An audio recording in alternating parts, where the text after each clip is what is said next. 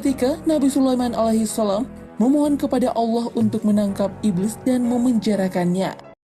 Nabi berharap ketiadaan iblis akan membuat manusia hidup lebih tentram dan damai tanpa dosa. Namun apa yang terjadi setelahnya membuat Nabi Sulaiman kembali melepaskan makhluk tersebut. Lalu seperti apa sebenarnya kondisi yang dialami dunia tanpa iblis dan setan? Berikut ulasannya. Namun sebelum lanjut, mari bersama tebar syiar Islam dengan klik tombol subscribe, like, and share untuk berbagi informasi bermanfaat. Amin ya robbal alamin.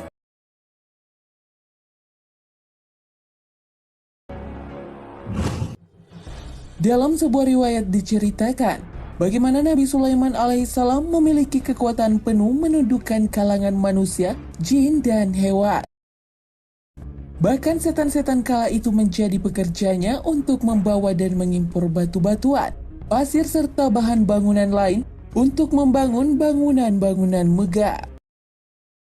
Namun meski dengan kekayaan dan kekuasaan tersebut, ternyata Nabi Sulaiman mencari makan dan rezeki yang diperoleh dengan berjualan tas di pasar.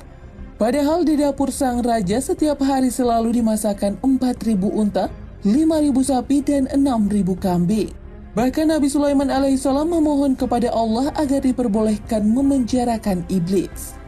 Ya Allah, Engkau telah menundukkan padaku manusia, jin, binatang buas, burung-burung, dan para malaikat. Ya Allah, aku ingin menangkap dan memenjarakan iblis, merantai serta mengikatnya, sehingga manusia tidak berbuat dosa dan maksiat lagi. Namun permintaan ini tidak serta-merta dikabulkan oleh Sang Pencipta. Allah Subhanahu wa Ta'ala kemudian mewahyukan kepada Nabi Sulaiman bahwa tidak ada baiknya jika iblis ditangkap atau dibinasakan. Wahai Sulaiman, tidak ada baiknya jika iblis ditangkap. Namun Nabi Sulaiman tetap memohon, ya Allah, keberadaan makhluk terkutuk ini tidak ada kebaikan di dalamnya. Lalu Allah berfirman, jika iblis ditangkap maka banyak pekerjaan manusia yang akan ditinggalkan. Nabi Sulaiman berkata, ya Allah, aku ingin menangkap makhluk terkutuk ini selama beberapa hari saja. Kemudian Allah mengizinkan Nabi Sulaiman untuk menangkap iblis dan memenjarakannya. Lalu apa yang terjadi sahabat beriman?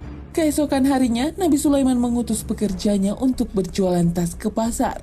Namun sesampainya di pasar, ada hal yang tidak biasanya terjadi.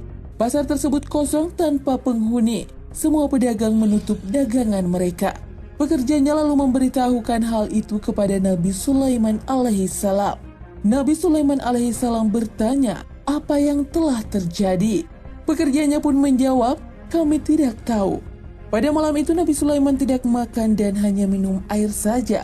Pada hari berikutnya anak buah Nabi kembali ke pasar untuk berjualan tas. Namun hal yang sama kembali terjadi. Pasar kosong dan tidak berpenghuni.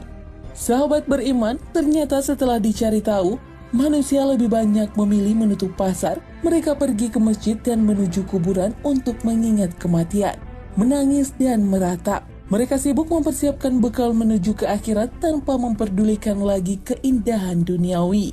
Hal ini tentu membuat sang Nabi keheranan. Apa yang sedang terjadi? Pikirnya. Nabi Sulaiman lalu bertanya kepada Allah perihal ini. Kenapa orang-orang tidak bekerja mencari nafkah? Lalu Allah mewahyukan kepada Nabi Sulaiman. Wahai Sulaiman, engkau telah menangkap iblis itu, sehingga akibatnya manusia tidak bergairah bekerja mencari nafkah.